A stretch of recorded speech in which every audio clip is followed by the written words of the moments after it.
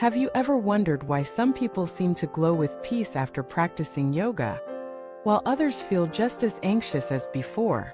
Why does yoga work like a miracle for some, yet feel like just another workout for others? Could it be that we've misunderstood what yoga truly is? Welcome back to the channel, where we dive deep into ancient wisdom and uncover how it can illuminate your everyday life. In today's video, we're not just going to talk about yoga as a physical discipline, we're going to peel back the layers and journey into its soul. Get ready to meet the real yoga, the kind that has the power to change not just your body, but your entire way of being. Let us begin with a hard truth. Most of what we call yoga today is only the tip of the iceberg. We see images of people bending into intricate poses, set against candle-lit studios or nature backdrops. We hear words like balance, strength, flexibility, and while there's nothing wrong with these images, they barely scratch the surface. True yoga is not about perfecting a handstand. It's about returning to wholeness. It's not about touching your toes. It's about touching your truth. Over 2,000 years ago, the sage Patanjali wrote the Yoga Sutras, a collection of concise, piercing aphorisms that serve not as a manual for fitness, but as a guide for awakening. In these timeless verses, yoga is defined not as movement, but as mastery of the mind. Yoga is the cessation of the fluctuations of the mind, Patanjali says. That's it. That's the goal. Stillness, awareness, truth. So why is this important? Because behind every worry, every anxiety, every sleepless night, is one thing: the mind running in circles. The body follows the mind, and if the mind is trapped in chaos, no amount of stretching can set you free. Let us go deeper into this. The Yoga Sutras present 8 limbs of yoga.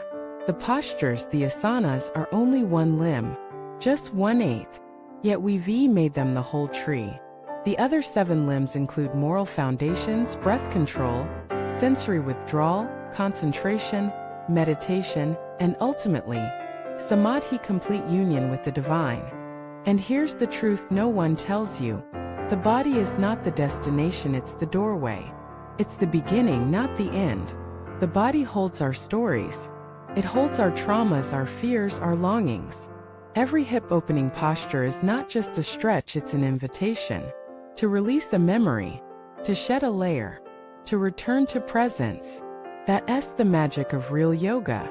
Not transformation from the outside, but from the very depths of your being. Take the breath, for instance. It is the most underestimated miracle of all. The sutras say that controlling the breath is the bridge between the body and the mind. When you're anxious, your breath is short and erratic. When you're peaceful, it's long and smooth. What if I told you that simply by changing your breath, you could change your entire state of consciousness? Try this. Inhale deeply, feel your belly expand. Exhale slowly, feel your shoulders drop. Do this for 5 minutes and you'll feel your nervous system shifting from fight or flight to rest and digest. That's not just science, it's ancient spiritual technology. But there's more. Yoga invites us into something most of us spend a lifetime avoiding: silence. In the silence, we meet ourselves.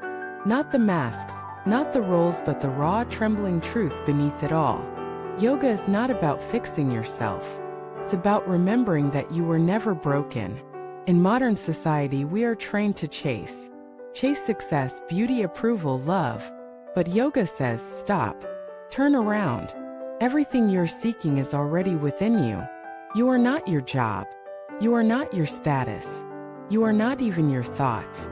You are the one who sees, the one who breathes, the one who watches it all. This shift from identification to observation is the beginning of liberation. And yes, it's uncomfortable, because facing yourself without distraction is perhaps the most terrifying and transformative thing you will ever do. But it's also the most rewarding. Here's the beauty. The mat becomes a mirror. Every posture is a metaphor. Are you struggling in balance poses? Maybe your life lacks grounding. Are you holding your breath in backbends? Maybe you fear opening your heart. Are you resisting stillness in savasana? Maybe you're afraid of surrender. The body never lies. It will show you everything your words cannot. And yoga teaches you to listen. Not to a teacher, not to a guru, but to the voice inside you that has been waiting patiently, lovingly for your return. That's why some people change after practicing yoga. They didn't just stretch their muscles, they stretched their awareness. They didn't just lengthen their spine, they lengthened their patience. They didn't just open their hips, they opened their hearts. True yoga is not about becoming more of something. It's about becoming less tense, less reactive, less identified with the ego. And from that space of less, everything becomes more spacious, more peaceful, more real. Let us take a moment to honor what yoga truly is. It is the courage to meet your shadows, the discipline to return to your breath, the wisdom to listen without judgment, the strength to stay when you want to run, the surrender to let go when you want to hold on, the love to begin again, breath after breath. Yoga is not a destination. It is not a goal. It is a way of walking through the world with grace, with honesty, with reverence. You don't need to be flexible to begin. You don't need to be calm. You don't need to be strong. You just need to be willing. Willing to show up. Willing to be seen.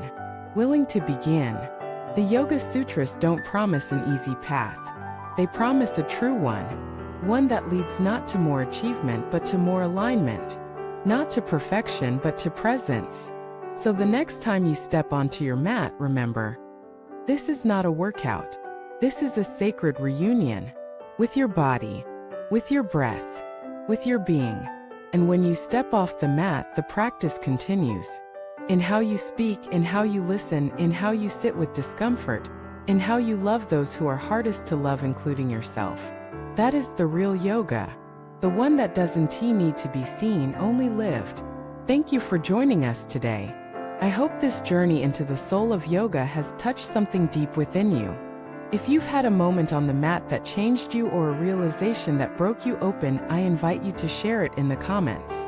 Your story might just be the light someone else needs. Don't forget to like this video, subscribe to the channel, and click the bell so you never miss another deep dive into ancient wisdom for modern life. Thank you for watching this video.